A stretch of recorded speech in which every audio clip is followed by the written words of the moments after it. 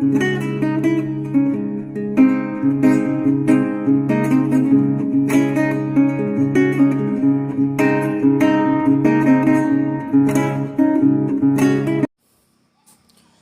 साथियों, स्वागत करता हूं आपके अपने YouTube चैनल में। आज की इस वीडियो में हम MCQ से संबंधित वीडियो का भाग 11 प्रस्तुत कर रहे हैं। तो 50 महत्वपूर्ण प्रश्न होंगे, फिर से आधुनिक काल से संबंधित होंगे। और हमने पहले आधुनिक काल के भारतेंदु द्विवेदी युग पर वीडियो बनाया, फिर उसके बाद छायावाद और प्रगतिवाद पर, फिर प्रयोगवाद और नई कविता पर। तो अभी हम ऐसा वीडियो बना रहे हैं ये जिसमें पूरा आधुनिक काल आ जाता है। ठीक है, तो साथियों इसमें कथन पूछे जाएंगे, रचनाएं पूछी जाएंगी। ठीक है, इस तरह के प्रश्न हम आपके सामने रखने वाले हैं। और 460 प्रश्न अभी तक हम रख चुके हैं और इस प्रश्न माला में 50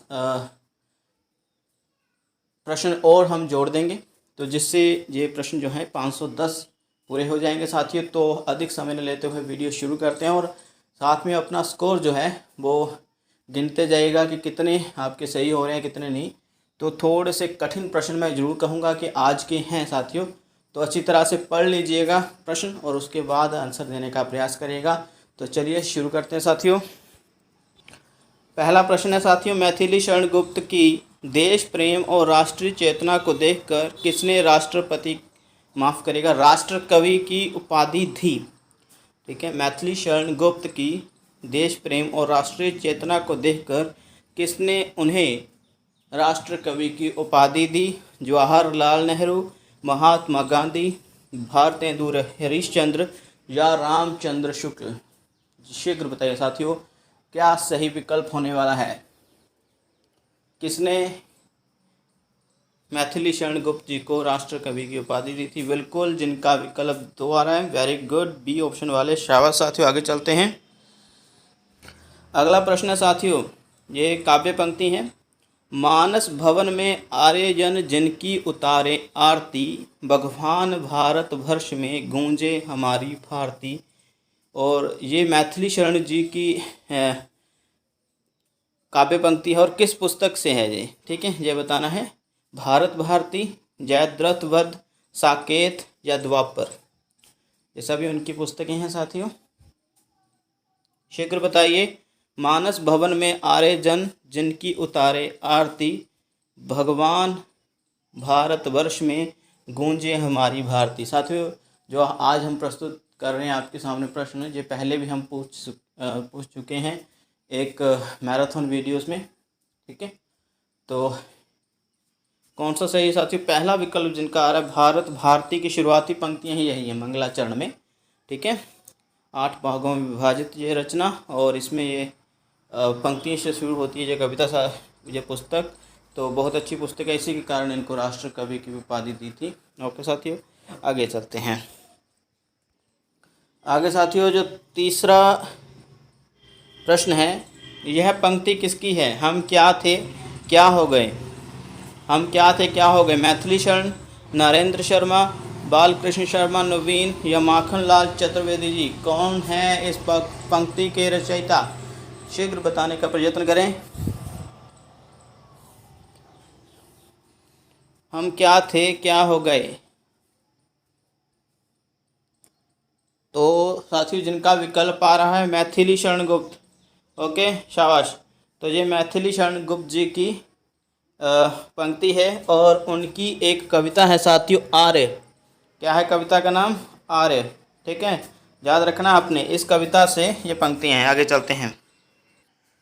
अगला प्रश्न है साथियों, चतुर्थ अंक पर, क्या देख न सकती जंजीरों का गहना, हथकड़ियाँ क्यों यह ब्रिटिश राज्य का गहना। यह किसकी पंक्तियाँ हैं। माखनलाल चतुर्वेदी, मैथिली शरण गुप्त, नरेंद्र शर्मा या बालकृष्ण शर्मा नवीन। जल्दी बताइए साथी, कौन होगा इसके उत्तर में। क्या देख न सकती जंजीरों का गहना। अगर कोई CBSE में 9वीं कक्षा को पढ़ाता है और कोर्स ए पढ़ाता है CBSE स्कूल में, तो बिल्कुल उनको पता होगा, हिंदी पढ़ाता होगा अगर। जी हाँ साथियों, ये माखनलाल चतुर्वेदी जी की कविता है। ठीक है, कैदी और कोकिला, उसमें से ये पंक्तियाँ ली गई हैं। ओके, ठीक है साथियों, आगे चलते हैं। याद कर लेना इस कविता का नाम और ये पंक्तियाँ भी। अगला प्रश्न है साथियों, 5वां प्रश्न है हमारे पास। क्या है प्रश्न का नाम? है वलिवेदी सखे प्रज्वलित, मांग रही ईंधन क्षण क्षण, आओ युवको लगा दो तुम अपने यौवन को ईंधन। यह पंक्तियाँ किसकी हैं? आज इस वीडियो में हम पंक्तियाँ, कथन और रचनाएं ही पूछने वाले हैं ज़्यादातर साथियों। तो ये बताइए किस कवि की ये पंक्तियाँ हैं? बाल कृष्ण शर्मा नवीन, माखनलाल चतुर्वेदी जी, राम नरेश त्रिपाठी या हरिओद जी? जल्दी बताइए साथियों। है वलिवेदी सखे प्रज्वलित, मांग रही ईंधन क्षण क्षण, आओ युवको लगा दूं तुम अपने यौवन को ईंधन। युवकों को उठ खड़े होने की बात करी गई है कि भाई कुछ करो अपने लिए, देश के लिए। जी हाँ साथियों, ये पंक्ति जो है जिनका विकल्प ए आ रहा है। वेरी गुड साथियों, ठीक है। बाल कृष्ण शर्मा नवीन जी की पंक्ति है, ठीक है। उनकी एक काव्य कृति है हम विष पाई जन्म के, ठीक है, हम विष पाई जन्म के, उसमें से ये पंक्ति ली गई है, ठीक है। हम विष पाई जन्म के, उससे ये पंक्ति ली गई है, तो आपने याद रखना है साथियों। और मेरा जो अपना मानना है कि बाल कृष्ण शर्मा नवीन को जो स्थान हिंदी साहित्य में देना चाहिए था वो अच्छी प्रकार से मिल नहीं पाया। बहुत बड़े कवि हैं, और जैसा साकेत के नवम सर्ग में उर्मिला जो लक्ष्मण जी की पत्नी हैं, उर्मिला को स्थान दिया क्योंकि वो उपेक्षा का कारण बनी रही कवियों द्वारा सदैव साहित्य के रूप में, वैसे ही इन्होंने अभी उर्मिला नाम का एक खंड काव्य भी लिखा है। और मुझे लगता है जो इनको स्थान मिलना चाहिए था वो नहीं मिला है, लेकिन बहुत अच्छे कवि माने जाते हैं, ठीक है। आगे साथियों हमारे पास है 6ठा प्रश्न। प्रकृति यहाँ एकांत बैठी निज रूप संवारती, पल पल पलटती भेष, क्षणिक छवि शिन शिन धारती। किसकी पंक्ति है? नाथुराम शर्मा शंकर, श्रीधर पाठक, राम नरेश त्रिपाठी या हरिओद जी? जल्दी बताइए साथियों, शीघ्र बताइए साथियों। प्रकृति जहाँ एकांत बैठी निज रूप संवारती, पल पल पलटती वेश, क्षणिक छवि शिन शिन धारती। जल्दी बताइए साथियों। बहुत सही उत्तर देते हो, शाबाश साथियों। तो ये प्रकृति के कवि जो हैं बहुत ज़्यादातर श्रीधर पाठक माने गए, ओके। और इनकी रचना है साथियों कश्मीर सुषमा, ठीक है। क्या है? कश्मीर सुषमा, याद रखना है, कश्मीर सुषमा। तो इस कविता से ये पंक्ति है, याद कर लेना साथियों आप लोगों ने, ओके। आगे चलते हैं। अगला प्रश्न है साथियों 7वां। पूजा फल, कानन कुसुम और शैलवाला किसकी काव्य कृतियाँ हैं? जल्दी बताइए साथियों। जी हाँ, मुकरदर पांडे, राम नरेश त्रिपाठी, हरिओद या पंत जी? जी साथियों, जिनका ऑप्शन मुकरदर पांडे आ रहा, वेरी गुड। जिनकी काव्य कृति हैं मुकरदर पांडे पद्मश्री से भी सम्मानित हैं। आगे चलते हैं। 8वें प्रश्न पर हैं अभी हम। वन विहंगम, दलित कुसुम, आश्वासन किनकी प्रसिद्ध कृतियां हैं? रूपनारायण पांडे, राम नरेश त्रिपाठी, हरिओद या प्रसाद जी? शीघ्र बताइए साथियों। जी हाँ, वेरी गुड साथियों, ये रूपनारायण पांडे जी की कृतियां हैं, रचनाएं हैं, वेरी गुड, ये ऑप्शन वाले। अगला प्रश्न है साथियों, किसने छायावाद को अभिव्यंजना का नूतन विधान कहा है? जल्दी बताइए। किसने छायावाद को अभिव्यंजना का नूतन विधान, ठीक है, नूतन विधान कहा है? जल्दी बताना है। विश्वनाथ प्रसाद मिश्र, नागेंद्र, रामचंद्र शुक्ल या डॉक्टर बच्चन सिंह? कौन है साथियों? जी हाँ, वेरी गुड। तो इसका उत्तर आएगा विश्वनाथ प्रसाद मिश्र। आगे चलते हैं। 10वां प्रश्न है साथियों, जब वेदना के आधार पर सहानुभूतिमयी अभिव्यक्ति होने लगी तब उसे हिंदी में छायावाद के नाम से अभिहित किया गया। जब वेदना के आधार पर सहानुभूतिमयी अभिव्यक्ति होने लगी तब उसे हिंदी में छायावाद के नाम से अभिहित किया गया। छायावाद के संबंध में यह विचार किसके हैं? पंत, प्रसाद, महादेवी या रामचंद्र शुक्ल? शीघ्र बताइए साथियों, क्या उत्तर होने वाला है? जी हाँ, तो जिनका ऑप्शन साथियों सी आ रहा है, वेरी गुड, माफ़ करिएगा बी आ रहा है जिनका, प्रसाद जी। ठीक है, प्रसाद जी की विचारधारा है जी शाहवाद के संबंध में। आगे चलते हैं। तो आगे हमारे पास 11वां प्रश्न है साथियों। क्या है? किसने शाहवाद को भ्रामक तथ्य मानकर खारिज किया? महावीर प्रसाद द्विवेदी, रामचंद्र शुक्ल, हजारी प्रसाद द्विवेदी या नागेंद्र जी। मतलब शाहवाद को एक प्रकार से भ्रामक कह दिया है भाई। तो क्या ऑप्शन है साथियों? ए बी सी डी, जल्दी बताइए। जी हाँ, जिनका विकल्प आ रहा है साथियों द्वितीय बी, रामचंद्र शुक्ल ने शाहवाद को भ्रामक तथ्य माना है। ओके, लेकिन शाहवाद की कटु आलोचना भी की है, वो की है साथियों किसने? महावीर प्रसाद द्विवेदी ने। तो दोनों ही शाहवाद को स्वीकारने से थोड़ा सा हिचकिचाते हैं, लेकिन रामचंद्र शुक्ल ने जो तथ्य दिया है, कहा है कि शाहवाद एक भ्रामक तथ्य है। ओके, तो लेकिन यह भी याद रखना है कि महावीर प्रसाद द्विवेदी एक कटु आलोचक हैं शाहवाद के। आगे चलते हैं। अगला प्रश्न है साथियों, दो विकल्प नीचे हैं। रामचंद्र शुक्ल ने किसे शाहवाद का प्रवर्तक माना है? मैथिली शरण गुप्त और मुकरदर पांडे, पंत और प्रसाद। सी ऑप्शन है निराला और महादेवी वर्मा, या राम कुमार वर्मा और उदय शंकर भट्ट। शीघ्र बताइए क्या सही उत्तर है। रामचंद्र शुक्ल ने किसे शाहवाद का प्रवर्तक माना है? मैथिली शरण गुप्त, मुकरदर पांडे, पंत और प्रसाद, या फिर निराला और महादेवी वर्मा, या फिर राम कुमार वर्मा और उदय शंकर भट्ट। बहुत सही साथियों, बहुत जल्दी उत्तर देते हैं। तो मैथिली शरण गुप्त और मुकरदर पांडे को वो शाहवाद का प्रवर्तक मानते हैं। आगे चलते हैं। आगे साथियों 13वां प्रश्न है, प्रभाकर माचवे और विनय मोहन शर्मा ने भी। तो प्रभाकर माचवे आपने ज़्यादा याद रखना है, विनय मोहन शर्मा इसको भी याद रखिएगा साथियों। तो किसे शाहवाद का प्रवर्तक माना है? प्रभाकर माचवे और विनय मोहन शर्मा ने किसे शाहवाद का प्रवर्तक माना है? शीघ्र बताएं। राम कुमार वर्मा, माखनलाल चतुर्वेदी, प्रसाद जी या पंत। जल्दी बताएं साथियों क्या उत्तर होगा इसका। जी हाँ, क्या होगा उत्तर साथियों? तो जिनका विकल्प आ रहा है माखनलाल चतुर्वेदी। ओके, प्रभाकर माचवे और विनय मोहन शर्मा ने शाहवाद का प्रवर्तक माखनलाल चतुर्वेदी को माना है। अगला प्रश्न काफ़ी सरल बोलूँगा मैं। कलाधार किसका उपनाम है? कलाधार, माफ़ करेगा कलाधार बोल दिया, कलाधर किसका उपनाम है? पंत, प्रसाद, निराला या महादेवी वर्मा। जल्दी बताइए। उपनाम तो आपने याद ही कर लेने हैं ना। जी हाँ, सही, प्रसाद जी को माना जाता है। Very good. आगे 15वां प्रश्न है साथियों हमारे पास आगे कि इस युग की कविता सपनों में नहीं पच सकती। ठीक है, इस युग की कविता सपनों में नहीं पच सकती।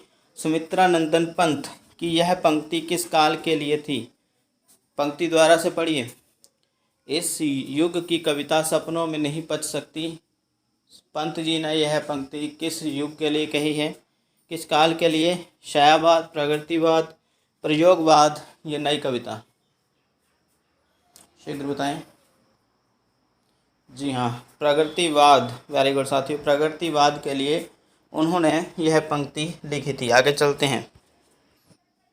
16वां प्रश्न है साथियों, ये प्रश्न पहले भी हम पूछ चुके हैं काफ़ी बार। प्रगतिशील लेखक संघ की स्थापना कब हुई? 1936, 1938, 1942, 1946। तो पीछे हमने प्रश्न श्रृंखला बनाई थी, उसमें भी ये प्रश्न पूछा था। काफ़ी आसान साथी, वेरी गुड। 1936 में हुई थी लखनऊ में। ठीक है, याद रखना आपने। आगे साथी चलते हैं। अगला प्रश्न है 17वां, प्रगतिशील लेखक संघ की स्थापना किसने की? फिर से प्रश्न रिपीट हो रहे हैं, अगर रिपीट हो रहे हैं तो समझ लीजिएगा कि यह प्रश्न कितने इम्पोर्टेंट हैं। प्रगतिशील लेखक संघ की स्थापना किसने की? अभी मैं बताया था, प्रसाद, प्रेमचंद, पांडे, वीरचंद शर्मा उग्र, प्रताप नारायण मिश्र। बिल्कुल प्रेमचंद ने की थी साथी, शाबाश। आगे चलते हैं। 18वां प्रश्न साथियों आपके सामने, पंत की ग्राम्य और जुगवाणी काव्य रचनाएं किस विचारधारा की हैं या किस काल की मान सकते हैं? पंत की ग्राम्य और जुगवाणी, शाहवाद, प्रयोगवाद, स्वच्छंदतावाद या प्रगतिवाद? शीघ्र बताइए जी साथियों। प्रगतिवाद जिनका विकल्प है डी, वेरी गुड, प्रगतिवाद की रचनाएं। आगे चलते हैं 19वें पर। 19वां प्रश्न साथियों, हे मेरी तुम कविता या काव्य कृति किसकी है? हे मेरी तुम, केदारनाथ सिंह, केदारनाथ अग्रवाल या श्रीकांत वर्मा? जल्दी बताइए साथियों। 3 ही विकल्प रखेंगे इसके, तीनों में से एक सही है। हे मेरी तुम काव्य कृति किसकी है? जी हाँ, तो साथियों केदारनाथ अग्रवाल की है। ओके, याद रखना है आपने, केदारनाथ अग्रवाल जी की रचना है हे मेरी तुम। ठीक है साथियों, आगे चलते हैं। अगला प्रश्न साथियों 20वां प्रश्न है, प्रयोगवाद के बाद नई कविता आया, नई कविता नाम किसने दिया?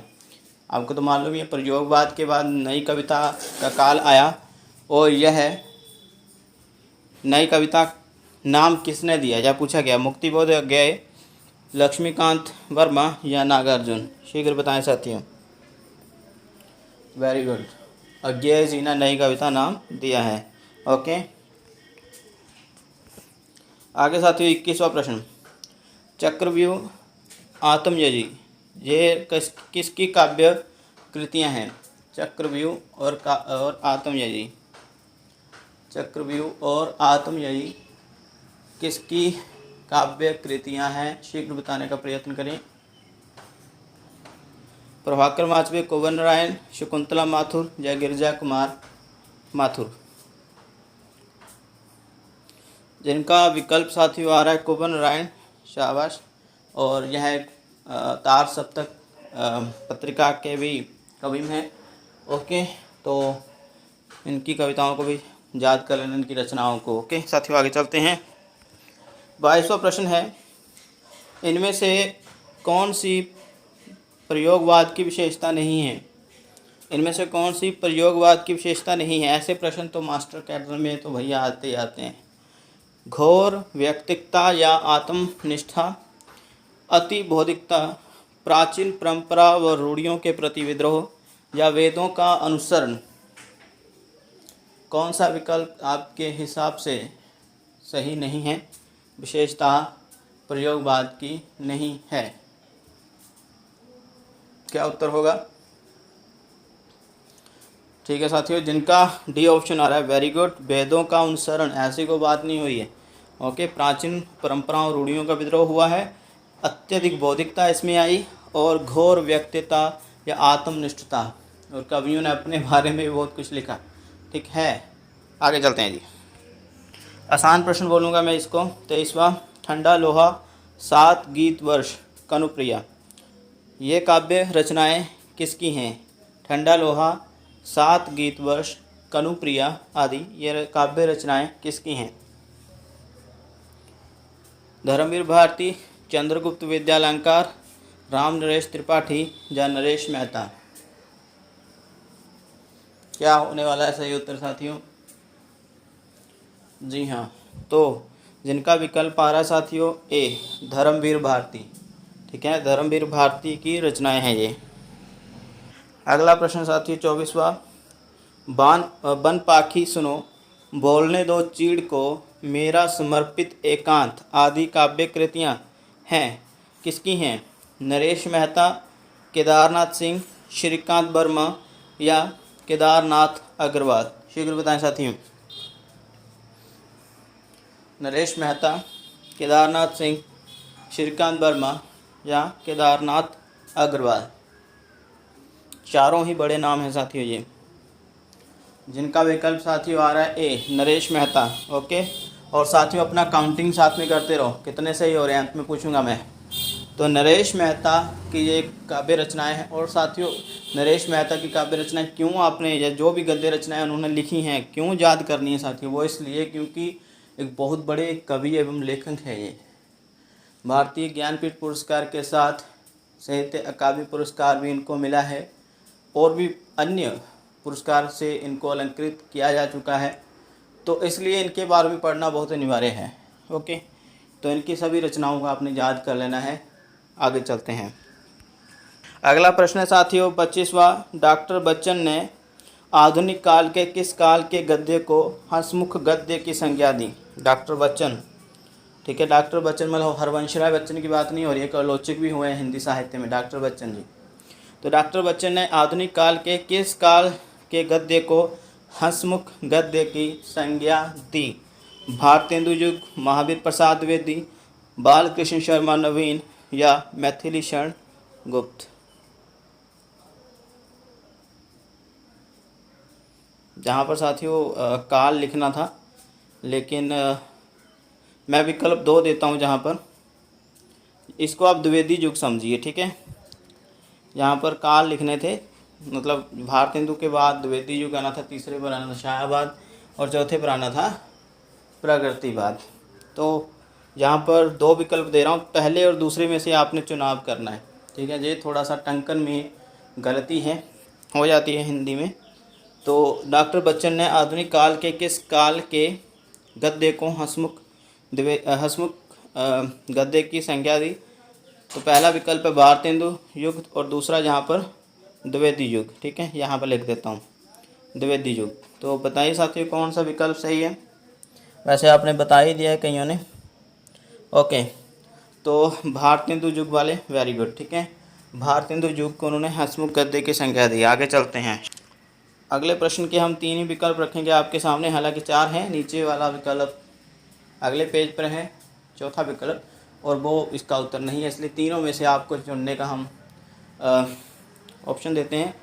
तो बालकृष्ण भट्ट ने हिंदी प्रदीप पत्रिका का संपादन कितने वर्ष में किया? ये यूजीसी नेट के लिए मैं कहूँगा प्रश्न है, क्योंकि हिंदी मास्टर कैडर में तो हिंदी पत्रिकाओं का भाग नहीं लगा है। तो शीघ्र बताइए साथियों, बालकृष्ण भट्ट ने हिंदी प्रदीप पत्रिका का संपादन कितने वर्ष किया? 35, 33, 38? जल्दी बताइए। जी हाँ साथियों, तो 33 वर्षों तक किया था। आगे चलते हैं। 27वां प्रश्न है, जीर्ण जनपद किसका प्रबंध काव्य है? जीर्ण जनपद बद्री नारायण चौधरी प्रेमगंज, जहाँ पर बद्री नारायण आना था साथियों, प्रताप नारायण मिश्र, आगे है रामचंद्र शुक्ल, या अगला है अंबिका दत्त व्यास। जीर्ण जनपद किसका प्रबंध काव्य है? शीघ्र बताएं साथियों, क्या उत्तर होगा? जल्दी बताइए साथियों, क्या उत्तर होने वाला है? जी हाँ, जिनका विकल्प आ रहा है साथियों, पहला विकल्प बद्री नारायण चौधरी प्रेमगंज, ठीक है। तो यह है उनका प्रबंध काव्य है जीर्ण जनपद, याद कर लेना साथियों। आगे चलते हैं। अगला प्रश्न है साथियों 28वां प्रश्न, काफ़ी महत्वपूर्ण बोलूँगा, ये मत है रामचंद्र शुक्ल का। ओके, तो रामचंद्र शुक्ल के अनुसार वे गद्य रचना को एक कला के रूप में ग्रहण करने वाले, कलम की कारीगरी समझने वाले लेखक थे। फिर से पढ़ लीजिए, ध्यान से सुनिए साथियों। वे गद्य रचना को एक कला के रूप में ग्रहण करने वाले और कलम की कारीगरी समझने वाले लेखक थे। तो रामचंद्र शुक्ल का यह विचार निम्नलिखित में से किस लेखक या आलोचक के बारे में है? प्रताप नारायण मिश्र, बद्री नारायण चौधरी प्रेमगंज, अंबिका दत्त व्यास, जगमोहन सिंह। चारों ही अच्छे कवि माने जाते हैं साथियों। तो निम्नलिखित में से किस लेखक के लिए यह विचार रामचंद्र शुक्ल का है कि वे गद्य रचना को एक कला के रूप में ग्रहण करने वाले, कलम की कारीगरी समझने वाले लेखक थे? ठीक है, तो किसके बारे में साथियों दिया है ये विचार? Very good. तो जिनका साथियों विकल्प आ रहा है बद्री नारायण चौधरी प्रेमगंज, ठीक है, शाबाश। आगे चलते हैं। 29वां प्रश्न है साथियों, भारत सौभाग्य नाटक किसका है? किनका नाटक है यह? भारत सौभाग्य, जल्दी बताइए। भारत सौभाग्य किनका नाटक है? बद्री नारायण चौधरी प्रेमगंज, जगमोहन सिंह, अंबिका दत्त व्यास, प्रताप नारायण मिश्र? शीघ्र बताना है साथियों। भारत सौभाग्य, जी हाँ साथियों, जिनका विकल्प आ रहा है ऑप्शन ए, ठीक है, वेरी गुड साथियों। आगे चलते हैं।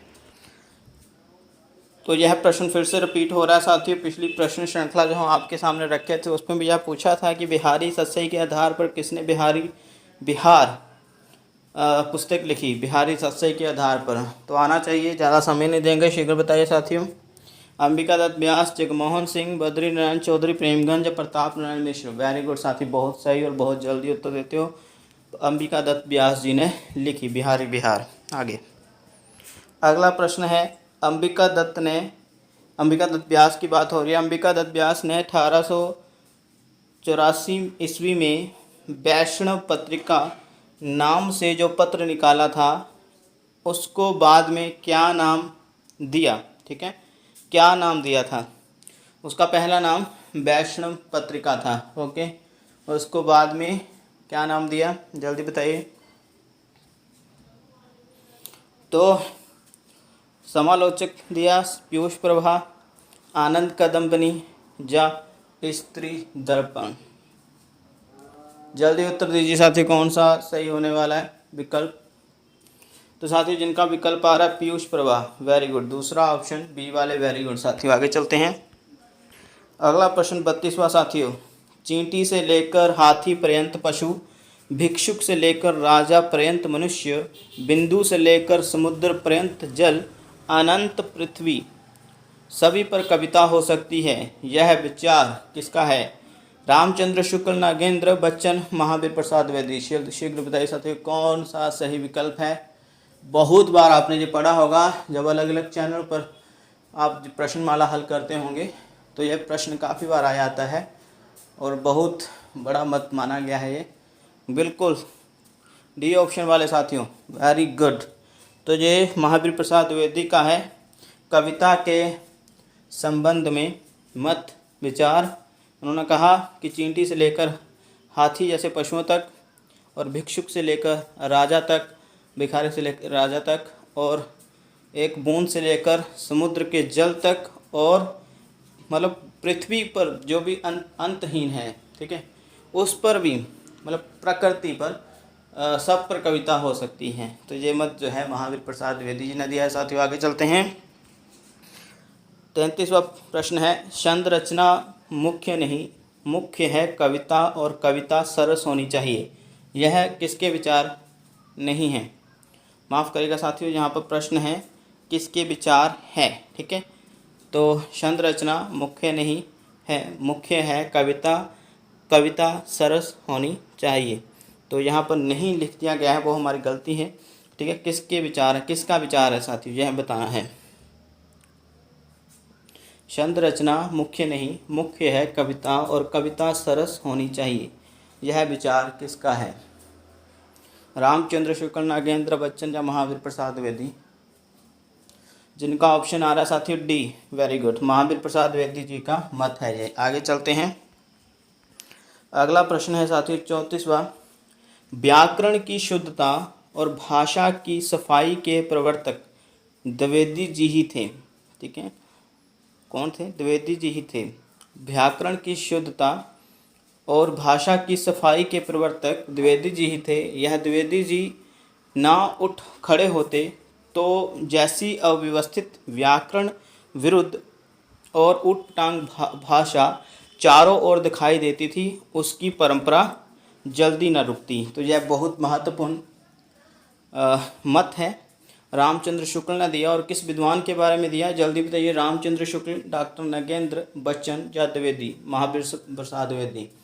अभी प्रश्न में ही, मत में ही, विचार में ही द्विवेदी जी का जिक्र हुआ है, तो ऑप्शन में भी एक ही द्विवेदी हैं, ठीक है, मतलब महावीर प्रसाद द्विवेदी। अगर ऑप्शन में होता हजारी प्रसाद द्विवेदी तो हम मानते कि विकल्प है, या सोहनलाल द्विवेदी, लेकिन यहाँ पर महावीर प्रसाद द्विवेदी विकल्प में है, तो इनके ऊपर ही साथियों ये मत लिखा है रामचंद्र शुक्ल ने। और ये मत आप जरूर याद कर लीजिएगा, ये पूछा जा सकता है कि ये किसने दिया है महावीर प्रसाद द्विवेदी के बारे में, ठीक है, तो रामचंद्र शुक्ल ने दिया साथियों। आगे चलते हैं। अगला प्रश्न है साथियों 35वां, महादेवी वर्मा को भारतीय ज्ञानपीठ पुरस्कार एवं मंगला प्रसाद पारितोषिक पुरस्कार किस रचना के लिए मिला, जल्दी बताइए। 35वां प्रश्न है, महादेवी वर्मा को भारतीय ज्ञानपीठ पुरस्कार और मंगला प्रसाद किस रचना के लिए मिला? निहार, नीरजा, जामा या नीलांबरा। जी हाँ साथियों, जामा के लिए मिला है। वेरी गुड, आगे चलते हैं।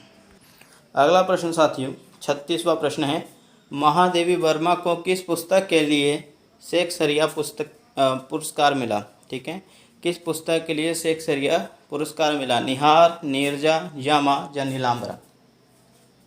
जल्दी बताइए। ये प्रश्न रिपीट हो रहे हैं, पहले वाली प्रश्न श्रृंखला में भी आ चुके हैं इस तरह के प्रश्न। जी हाँ साथियों, तो विकल्प यहाँ पर है नीरजा। ठीक है, नीरजा के लिए शेक्सपियर पुरस्कार मिला था। आगे चलते हैं। 37वां प्रश्न है साथियों, किसे हिंदी की विशाल मंदिर की वीणा पाणी कहा जाता है? किसे हिंदी की विशाल मंदिर की वीणा पाणी कहा जाता है? सुभद्रा कुमारी चौहान, महादेवी वर्मा, मीराबाई या अनामिका? शीघ्र बताइए ABCD में से कौन सा विकल्प सही होने वाला है?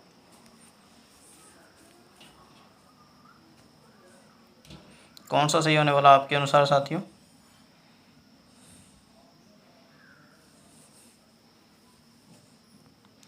सैंतीसवें का जो उत्तर होने वाला साथियों वो है मीराबाई को हिंदी की विशाल मंदिर की वीणा पाणी कहा जाता है। आगे चलते हैं। 38वां प्रश्न है साथियों, आगे क्या है प्रश्न? छायावादी कहे जाने वाले कवियों में महादेवी जी रहस्यवाद के भीतर रही हैं। छायावादी कहे जाने वाले कवियों में महादेवी वर्मा जी रहस्यवाद के भीतर रही हैं। यह विचार किसका है? साथियों ये बहुत इंपॉर्टेंट प्रश्न है, जो NTA UGC नेट जून 2019 को यह प्रश्न पूछा जा चुका है, तो इसलिए इम्पोर्टेंट कहूँगा। छायावादी कहे जाने वाली कवियों में महादेवी वर्मा जी रहस्यवाद के भीतर हैं। ये किसका विचार है महादेवी वर्मा जी के संबंध में? तो रामचंद्र शुक्ल, राम कुमार वर्मा, गणपति चंद्र गुप्त या नागेंद्र जी? जल्दी बताइए। ए ऑप्शन वाले वेरी गुड साथियों। तो रामचंद्र शुक्ल ने ये विचार दिया है और वो मानते हैं कि अगर छायावाद में सबसे अधिक रहस्यवाद किसी कवि में था, तो कवि की रचनाओं में था, तो वो महादेवी वर्मा जी थे। ठीक है, महादेवी वर्मा जी थी कवित्री। आगे चलते हैं। 39वां प्रश्न है, महादेवी के काव्य में हमें छायावाद का शुद्ध और अमिश्रित रूप मिलता है। इन्होंने छायावाद को पढ़ा ही नहीं, अनुभव किया है। तो महादेवी के काव्य में हमें छायावाद का शुद्ध और अमिश्रित रूप मिलता है। इन्होंने छायावाद को पढ़ा ही नहीं, अनुभव किया है। तो यह विचार किसका है? शुक्ल जी का है, राम कुमार वर्मा का है, गणपति चंद्र गुप्त का है, नागेंद्र का है? शीघ्र बताना साथियों।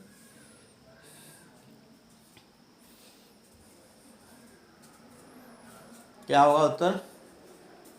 डी ऑप्शन वाले वेरी गुड, नागेंद्र जी की राय है, जी मत है, विचार है महादेवी वर्मा जी के बारे में। आगे अगला प्रश्न मैं बोलूँगा काफ़ी ज़्यादा इंपॉर्टेंट 40वां प्रश्न है, कविता में, जहाँ पर मैं आना था, ठीक है, कविता में महादेवी आज भी वही हैं जहाँ कल थी, किंतु पंत जहाँ कल थे वहाँ से आज आगे की ओर बढ़ गए हैं। आज उन्होंने जुगवाणी दी है, समाजवाद की बाइबल, महादेवी ने छायावाद की गीता दी, जामा। यह विचार किसने दिया? नंदुलारे वाजपेयी, शांति प्रिय द्विवेदी, नागेंद्र या रामचंद्र शुक्ल? साथी बहुत इंपॉर्टेंट मत है ये, बहुत ज़्यादा। क्या कहा जा रहा है कि महादेवी जी आज भी वही हैं जहाँ कल थी, किंतु पंथ जहाँ कल थे वहाँ से आज वो आगे बढ़ चुके हैं। उन्होंने जुगवाणी नामक रचना दी जिसको समाजवाद की बाइबल कहा जाता है, और महादेवी ने छायावाद की गीता दी जिसको यामा कहा जाता है। ओके, तो यह विचार किसने दिया? नंदुलारे वाजपेयी, शांति प्रिय द्विवेदी, नागेंद्र या रामचंद्र शुक्ल? जल्दी से आपके उत्तर आते हैं। वेरी गुड, जी हाँ, ये बी ऑप्शन वाले वेरी गुड, शांति प्रिय द्विवेदी का विचार है। शांति प्रिय द्विवेदी हिंदी साहित्य में एक बहुत ही परिपक्व आलोचक माने जाते हैं। साथियों आगे चलते हैं। 41वां प्रश्न है, मधुर मधुर मेरे दीपक जल, युग युग प्रतिदिन प्रतिक्षण प्रतिपल, प्रियतम का पथ आलोकित कर, मिलन का नाम मत लो, मैं विरह में चिर हूँ? किसकी पंक्तियाँ हैं? पंत निराला, प्रसाद, महादेवी वर्मा जी। कौन सा विकल्प सही है चारों में से? शीघ्र बताइए। वेरी गुड, जिनका विकल्प साथियों आ रहा है महादेवी वर्मा, शाबाश। तो महादेवी वर्मा जी की जो कविता है मधुर मधुर मेरे दीपक जल, ठीक है, ये पंक्ति पहली पंक्ति ही उस कविता का नाम है। ओके, तो महादेवी वर्मा जी की पंक्तियाँ याद कर लीजिएगा। आगे अगला प्रश्न है साथियों अज्ञेय। अज्ञेय का नाम कुट्टी चातन भी है। उनका यह नाम किस विधा में श्रेष्ठता के कारण पड़ा? ललित निबंधकार के रूप में, उपन्यासकार के रूप में, कवि के रूप में, नाटककार के रूप में? शीघ्र बताइए साथियों। अज्ञेय जी का नाम कुट्टी चातन है, कुट्टी चातन भी है। यह नाम उनकी किस विधा की श्रेष्ठता के कारण पड़ा? मतलब विधाएं जैसे कहानी, निबंध, गद्य विधा, पद्य विधा, इस प्रकार से समझ लीजिए। तो किस विधा के कारण पड़ा? ललित निबंधकार के रूप में, उपन्यासकार के रूप में, कवि के रूप में या नाटककार के रूप में?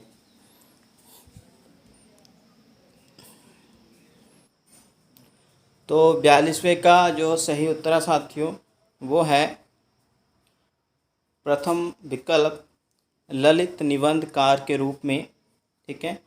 इस विधा की श्रेष्ठता के कारण ही उनको कुट्टी चातन के नाम से जाना गया। आगे अगला प्रश्न है सच्चिदानंद हीरानंद वात्स्यायन को अज्ञेय नाम किसने दिया? ठीक है, ये भी एक प्रश्न माना गया है कि सच्चिदानंद हीरानंद वात्स्यायन अज्ञेय को, ठीक है, जो अज्ञेय नाम है किसने दिया? वैसे तो उनका वास्तविक नाम ये रहा, बहुत लंबा है। ज्ञानेंद्र प्रेमचंद पहला और दूसरा ऑप्शन, या इनमें से कोई भी नहीं? किसने दिया अज्ञेय नाम? जल्दी बताइए। जी हाँ, जिनका सी ऑप्शन आ रहा है साथियों, प्रेमचंद और ज्ञानेंद्र दोनों ही माने जाते हैं इस नामकरण के पीछे। आगे चलते हैं। अगला प्रश्न है साथियों 44वां, अरे यायावर रहेगा याद, एक बूंद सहसा उछली आदि अज्ञेय की यह रचनाएं किस विधा की हैं? जीवनी है ये, यात्रा वृत्तांत है, नवीन संग्रह है या संस्मरण विधा से हैं? जल्दी बताइए क्या उत्तर सही होने वाला है।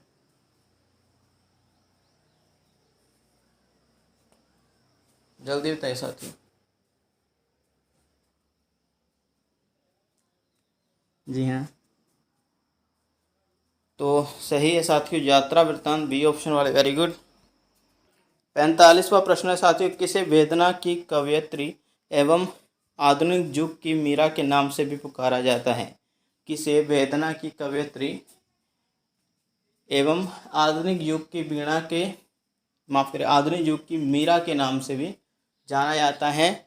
सुभद्रा कुमारी चौहान, महादेव वर्मा, मीराबाई या अनामिका? जल्दी बताइए साथियों क्या होने वाला है इसका सही उत्तर। जी हाँ, तो बी ऑप्शन वाले, वेरी गुड साथियों। 45वें का सही उत्तर है महादेवी वर्मा जी। आगे चलते हैं। अगला प्रश्न है साथियों, महादेवी के किस काव्य संग्रह में वैदिक संस्कृत के विविध काव्यांशों पर आधारित माना जाता है? ठीक है, महादेवी के किस काव्य संग्रह को आना था यहाँ पर, ठीक है, किस काव्य संग्रह को वैदिक संस्कृत के विविध काव्यांशों पर आधारित माना जाता है? ओके, में की जगह को आना है। कहने का तात्पर्य है कि महादेवी वर्मा जी का ऐसा कौन सा काव्य संग्रह है जो वैदिक संस्कृत के विविध काव्यांशों पर आधारित है? इसमें ऋग्वेद के मंत्रों का हिंदी अनुकाव्य अनुवाद संकलित है। ठीक है, ऋग्वेद के मंत्रों का हिंदी काव्य अनुवाद संकलित है। जल्दी बताइए, सप्तपर्णा, जामा, निहार या नीरजा? कौन सा सही विकल्प होने वाला है साथियों? ये थोड़ा कठिन प्रश्न है वैसे भी। जी बता देते हैं, वेरी गुड साथी जो बता रहे हैं, सप्तपर्णा। ठीक है, सप्तपर्णा ए ऑप्शन वाले, वेरी गुड साथियों। तो इसमें वैदिक संस्कृत के विविध काव्यांश हैं और ऋग्वेद के मंत्रों का हिंदी काव्य अनुवाद मिलता है। आगे चलते साथियों, अगला प्रश्न है, क्षयी रोमांस का कवि और जनता का कवि किसे कहा जाता है? क्षयी रोमांस का कवि और जनता का कवि किसे माना जाता है? जल्दी बताइए। क्षयी रोमांस का कवि और जनता का कवि किसे माना गया? बालकृष्ण शर्मा, नवीन, नरेंद्र शर्मा, हरिवंश राय बच्चन या केदारनाथ सिंह? जल्दी बताना है साथियों। जी हाँ, तो जिनका विकल्प आ रहा है साथियों सी, 47वीं का सी हरिवंश राय बच्चन जी को माना गया है क्षयी रोमांस का कवि और जनता का कवि। शाबाश साथियों, आगे चल। अगला साथियों 48वां प्रश्न है अंधेरी रात पर दीवा जलाना कब मना है? किस काव्य कृति, मालूम ये बताना है किस कवि की पंक्ति है, काव्य कृति नहीं, किस कवि की पंक्ति है अंधेरी रात पर दीवा जलाना कब बना है? शीघ्र बताइए साथियों। बालकृष्ण शर्मा नवीन की है, नरेंद्र शर्मा की है, हरिवंश राय बच्चन की है या फिर केदारनाथ अग्रवाल जी की है? शीघ्र बताने का प्रयत्न करें। क्या होने वाला है इसका सही उत्तर? जल्दी बताएं साथियों। तो जिनका विकल्प आ रहा है साथियों सी, वेरी गुड, हरिवंश राय बच्चन जी की पंक्ति है ये। आगे चलते हैं साथियों हम। अगला प्रश्न है 49वां प्रश्न साथियों अभी आपके सामने। किस महान कवि के देहांत पर, याद करिएगा, किस महान कवि के देहांत के पश्चात उनके मृत शरीर का चित्र देखने पर बच्चन द्वारा, हरिवंश राय बच्चन द्वारा लिखित कविता है? फिर से पढ़ता हूँ। किस महान कवि के देहांत के पश्चात उनके मृत शरीर का चित्र देखने पर बच्चन द्वारा लिखित कविता है? नीचे दी गई है जो कविता वो तब लिखी गई जब बच्चन ने एक महान कवि की मृत्यु देखी या उसके मृत शरीर को देखा। तो क्या लिखा उन्होंने? यह लिखा, मरा मैंने गरुड़ देखा, गगन का अभिमान, धाराशाही धूल धूसर मलान। तो मरण काले जो कविता है बच्चन जी की, हरिवंश राय बच्चन की, तो उसमें जो पंक्तियां हैं जल्दी बताइए। किस कवि का मृत शरीर देखा था उन्होंने और फिर ये कविता लिखी? पंत, मुक्तिबोध, निराला या प्रसाद जी? शीघ्र बताइए साथियों, जल्दी बताना है आप लोगों ने। क्या सही उत्तर होने वाला है साथियों? जी हाँ, वेरी गुड, जो बता रहे हैं निराला जी। ठीक है, निराला के मृत शरीर को देखने के पश्चात।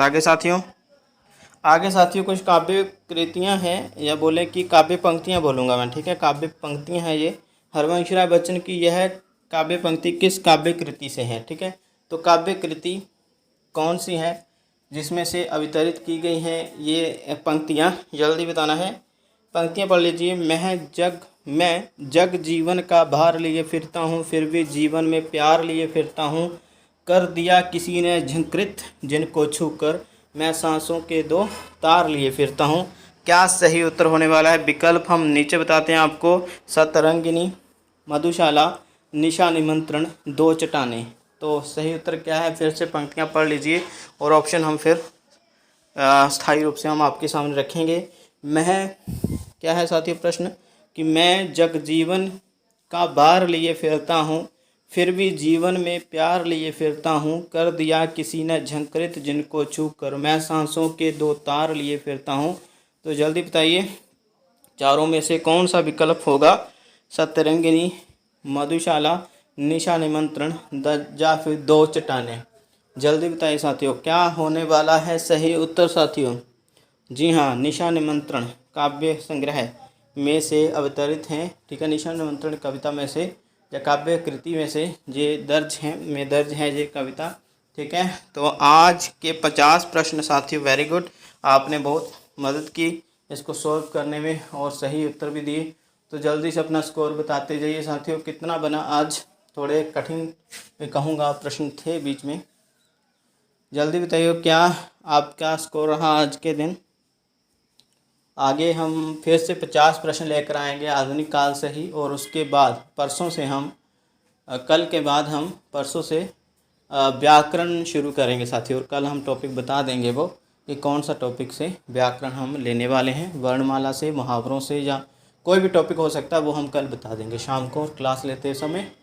ओके, बहुत सही साथियों, जो भी आपका स्कोर बना है, कई लोग नहीं बता रहे हैं, बताया करें। शुरू में ही आप 50 प्रश्नों का एक लिख लीजिए। ठीक है, 50 प्रश्न पन्नों के ऊपर लिख लीजिए, एक स्ट्रक्चर बना लीजिए, और फिर जो प्रश्न आपका सही होता जाता है उसके ऊपर टिक लगाते जाइए उस अंक पर। ठीक है, जिस अंक वाला प्रश्न आपका सही होता जाता है वो उसके ऊपर टिक लगा दीजिए, और उसके उपरांत ठीक है जो अंत में एवेल्यूएट करना फिर गिन लीजिए, बता दीजिए आपके कितने सही हुए। इसमें छुपाने का क्या, अगर गलत हुए तो क्या, आप फेल थोड़ी हो रहे हो। अगर आप गलती नहीं करोगे तो सीखोगे कैसे, है ना? हर कोई कंप्लीट थोड़ी है। गलतियां हम भी कई बार गलत प्रश्न बोल देते हैं, उत्तर गलत बोल देते हैं। आज जैसे कि प्रश्न बीच में आया था वो उसके विकल्प ही गलत थे, तो हमने फिर 2 विकल्प आपको सुझाए। तो गलतियां करने से इंसान, मैं कहता हूँ, ज़्यादा सीखता है। अगर हर काम आप अच्छाई से करोगे, अच्छे तरीके से करोगे, आप याद नहीं रखोगे उसको कि हाँ मैंने ये काम किया। लेकिन यदि आपने गलत कर दिया और आपको एहसास हुआ कि हाँ गलत कर दिया, तो वो आपको पूरी ज़िंदगी याद रखे होगा। ठीक है, तो इस तरह से ये 50 प्रश्न साथियों कंप्लीट हुए, और आगे भी हम लेकर आएंगे। अभी 9 बजे कंफर्म है क्लास, रोज़ 9 बजे हम क्लास लगाते रहेंगे। और अगला जो टॉपिक है फिर से आधुनिक काल से, आधुनिक काल सबसे बड़ा टॉपिक मानता हूँ मैं साथियों। ओके, तो प्रश्न काफ़ी मिक्स कर रहा हूँ मैं, व्याकरण से भी प्रश्नमाला हम शुरू करने वाले हैं। तो साथी जो भी स्कोर आप बता रहे हैं वेरी गुड, और ज़्यादा मेहनत करिए, पोस्टें आ रही हैं बहुत जल्दी। जे मास्टर कैडर ख़त्म हो जाएगा, जे प्रोसीजर जो चल रहा है अभी। ठीक है, तो all the best, best of luck साथियों। जो भी आप कर रहे हैं सही कर रहे हैं, मेहनत अच्छी बात है, पढ़ते रहिए, आगे बढ़ते रहिए। धन्यवाद।